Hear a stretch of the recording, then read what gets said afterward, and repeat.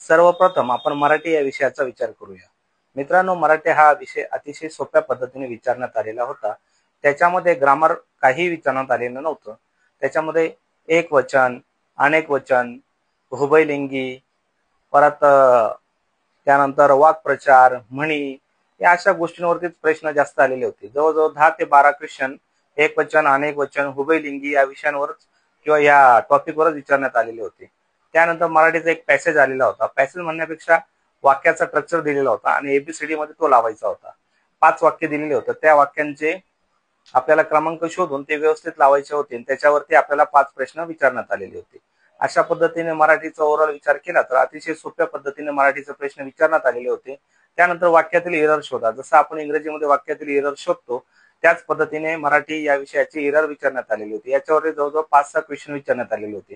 अशा पद्धतीने मित्रांनो, उभयलिंगी प्रश्न याच्यावरती 2-3 आले होते, एक वचनावरती 2-3, अनेक वचनावर 2-3, समानार्थी शब्दांवरती 2-3, वाक्प्रचारावर 3-4, म्हणींवरती 2-3 आणि वाक्याचा स्ट्रक्चर लावा याच्यावरती 5-6 क्वेश्चन विचारण्यात आलेले होते। अशा पद्धतीने ओव्हरऑल मराठीचा विचार केला तर अतिशय सोप्या पद्धतीने मराठी विचारण्यात येतं। तुम्ही शांतपणे प्रश्न सोडवले तर मराठीला तुम्ही आउट ऑफ मार्क घेऊ शकता। चला तर बघूया आता पुढचा विषय।